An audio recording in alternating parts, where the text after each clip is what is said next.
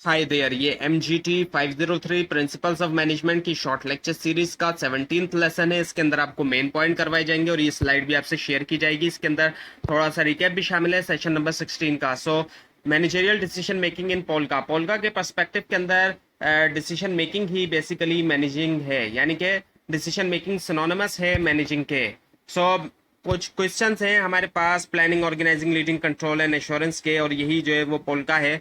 So planning के अंदर question क्या है कि ऑर्गेनाइजेशन के लॉन्ग टर्म ऑब्जेक्टिव्स क्या हैं और कौन सी स्ट्रेटजीज जो है वो बेहतर होंगी अचीव करने के लिए उन ऑब्जेक्टिव को, and what should the organisation short term objective भी, ऑर्गेनाइजेशन के शॉर्ट टर्म ऑब्जेक्टिव्स क्या होने चाहिए, और how difficult should individual goals भी, यानी कि कितने डिफिकल्ट होने चाहिए इंडिविजुअल्स के गोल। और दूसरा है फिर ऑर्गेनाइजिंग, जिसके अंदर क्वेश्चंस हैं how many employees should I have directly report to me, यानी कि कितने एम्प्लॉयज को मुझे डायरेक्टली रिपोर्ट करना चाहिए, और कैसे जॉब को डिज़ाइन करना चाहिए, और कब जो है ऑर्गेनाइजेशन को एक डिफरेंट स्ट्रक्चर इम्प्लीमेंट करना चाहिए। और लीडिंग के अंदर जो क्वेश्चन है किस तरीके से मैं हैंडल करूंगा ऐसे एम्प्लॉय को जो कि लो हो मोटिवेशन के अंदर, और मोस्ट इफेक्टिव लीडरशिप स्टाइल क्या है गिवन सिचुएशन के अंदर, और how different work groups can work like teams, किस कैसे डिफरेंट वर्क ग्रुप जो है वो वर्क कर सकते हैं टीम की तरह। कंट्रोलिंग के अंदर आ जाते हैं question what type of management information system should we have, कैसा किस तरह का मैनेजमेंट इंफॉर्मेशन सिस्टम हमारे पास होना चाहिए, और कौन सी क्या एक्टिविटीज हैं ऑर्गेनाइजेशन के अंदर जिनको कंट्रोल करने की जरूरत है, and how will a specific change affect worker productivity, और कैसे स्पेसिफिक चेंज जो है वो अफेक्ट करता है वर्कर की प्रोडक्टिविटी को। और अश्योरेंस के अंदर जो क्वेश्चन है वो है कि क्या गारंटी है कि जो मेरे डिसीजन मेकिंग है जब उनको उसको इम्प्लीमेंट किया जाएगा तो उससे डिजायर्ड रिजल्ट मिलेगा। तो ये क्वेश्चंस होते हैं पोल्का के अंदर, यानी कि प्लानिंग, ऑर्गेनाइजिंग, लीडिंग, कंट्रोल और एश्योरेंस के अंदर। So nature of managerial decision making situation, इसके अंदर प्रोग्राम डिसीजन है जो कि पिछले लेसन के अंदर भी आ चुका है। प्रोग्राम डिसीजन जो होता है ये रूटीन वाला डिसीजन होता है, और इसके अंदर जारी बात है ऐसा डिसीजन होता है जो कि मैनेजर ने पहले भी इस तरह का डिसीजन कई बार लिया होता है। इसके अंदर रूल्स और गाइडलाइन होती हैं जिसको फॉलो करना होता है, जैसे कि रीऑर्डर करना ऑफिस सप्लाई, तो ऑफिस सप्लाई हर महीने आती है तो उसको दोबारा ऑर्डर करना, तो जारी बात है प्रोग्राम डिसीजन है, एक रूटीन का डिसीजन है। So types of problems and decisions, अब प्रॉब्लम्स की कुछ टाइप्स हैं और जारी बात है उसके हिसाब से ही डिसीजंस लिए जाते हैं। वेल स्ट्रक्चर्ड प्रॉब्लम होती हैं, ऐसी प्रॉब्लम्स होती हैं जो कि जारी बात है स्ट्रेट फॉरवर्ड होती हैं, फेमिलियर होती हैं, इजीली इनको डिफाइन किया जा सकता है। सो प्रोग्राम डिसीजन का इस्तेमाल किया जाता है वेल स्ट्रक्चर प्रॉब्लम के लिए, और मिनिमाइज कर दिया जाता है मैनेजर का जो डिस्क्रिशन है उसका, उसकी जरूरत को, यानी कि मैनेजर की जो अपनी मर्जी होती है वो कम होती है फिर, और फैसिलिटेट किया जाता है ऑर्गेनाइजेशनल एफिशिएंसी को, यानी कि ऑर्गेनाइजेशनल एफिशिएंसी होती है। सो कुछ प्रोग्राम डिसीजन आपके सामने मौजूद है। पहला प्रोग्राम डिसीजन जो आपके सामने यहाँ मौजूद है वो है deciding if student meet graduation requirement, कि क्या स्टूडेंट ने जो है वो ग्रेजुएशन रिक्वायरमेंट पूरी कर ली है नहीं। ये जो है क्रेडिट आवर्स से रिलेटेड है, जैसे कि क्रेडिट आवर्स जब कंप्लीट हो जाते हैं तो सारी बातें फिर डिसाइड हो जाता है कि स्टूडेंट ने जो है वो डिग्री जो है वो कंप्लीट कर ली है। उसके बाद है डिटरमाइन करना, डिसाइड करना कि स्किल वर्कर की डेली वेज को, ये भी प्रोग्राम डिसीजन है। और hospital laboratory charges blood sugar test के लिए, ये भी प्रोग्राम डिसीजन में आ जाता है।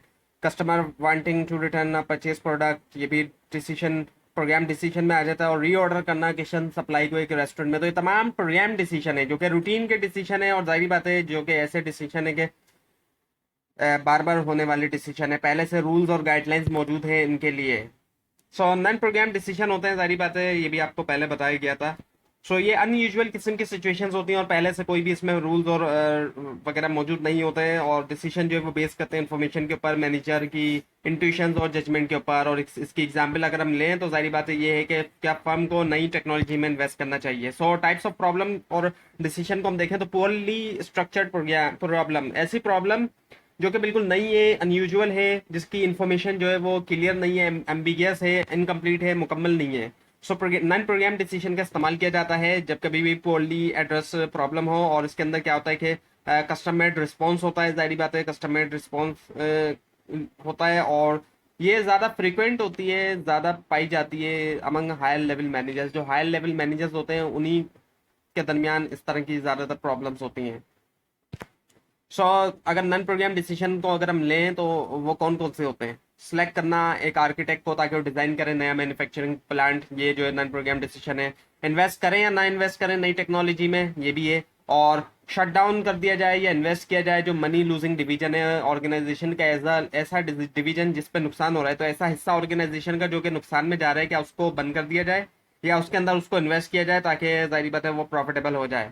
और स्विच करना एक एकेडमिक डिसिप्लिन से दूसरे एकेडमिक डिसिप्लिन के अंदर बेटर ग्रोथ के लिए। अब ये जो है आपसे रिलेटेड है, इसके बारे में आपने सोचना है। बहुत से स्टूडेंट यही करते हैं, अपनी एक स्पेशलाइजेशन से दूसरी स्पेशलाइजेशन की तरफ वो शिफ्ट कर लेते हैं अपनी जो डिग्री प्रोग्राम होता है उसको। और जाहिर बात है बहुत से सोच भी रहे होते हैं, आप में से भी कई लोग शायद ऐसा सोच रहे हों, आपने ऐसे लोगों को देखा हो आपके रिलेटिव में से या फिर आपके फ्रेंड में से, आपके क्लास फेलो में से ऐसे लोग होंगे जो स्विच करना चाह रहे होंगे एक एकेडमिक डिसिप्लिन से दूसरे एकेडमिक डिसिप्लिन में। तो ये नॉन प्रोग्राम डिसीजंस में आ जाता है।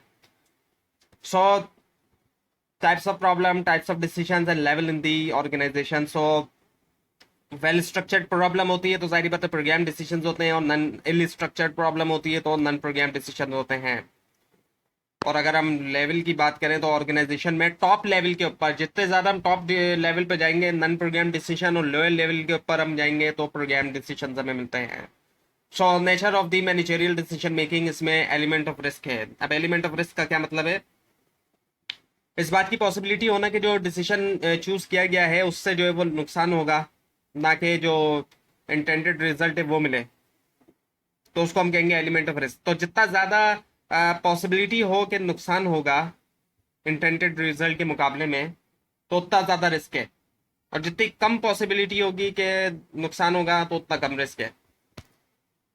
So models of the managerial decision making, उसके अंदर आ जाता है रैशनल डिसीजन मेकिंग प्रोसेस। अब इसके अंदर जो है वो आपके सामने यहाँ पर मौजूद है, ये पूरा का पूरा प्रोसेस। और इसके अंदर सबसे पहले इशू को डिफाइन किया जाता है, सेट किया जाता है गोल्स को, फिर उसके बाद अल्टरनेटिव सर्च किए जाते हैं, अल्टरनेटिव सॉल्यूशंस कंपेयर किया जाता है, इवेल्यूएट किया जाता है, एग्जामिनेशन किया जाता है, असिस्ट किया जाता है अल्टरनेटिव सॉल्यूशंस को, और चूज कर लिया जाता है जो भी बेहतर अल्टरनेटिव सोल्यूशन होता है, और इम्प्लीमेंट कर दिया जाता है जो सोल्यूशन सिलेक्ट किया गया उसको। उसके बाद आप फॉलो अप करेंगे और कंट्रोल करेंगे उसे। So now the non rational decision, non rational model. अब जो नॉन रैशनल मॉडल है ये जो है इसके अंदर डिसीजन मेकिंग अनसर्टेन होती है, डिसीजन मेकर के पास कंप्लीट इन्फॉर्मेशन नहीं होती, और डिफिकल्ट होता है मैनेजर्स के लिए कि वो ऑप्टिमल डिसीजन लें, यानी कि बेटर डिसीजन लेना जो है वो काफ़ी जो है वो डिफिकल्ट होता है मैनेजर के लिए। तो ये हुआ लेसन नंबर 17। आपको अगर इस बारे में कोई क्वेश्चन है नीचे कमेंट कीजिए, और इस पूरी सीरीज को देखने के लिए इस चैनल को सब्सक्राइब कीजिए, बेल आइकन के ऊपर क्लिक कीजिए। Thanks for watching this video.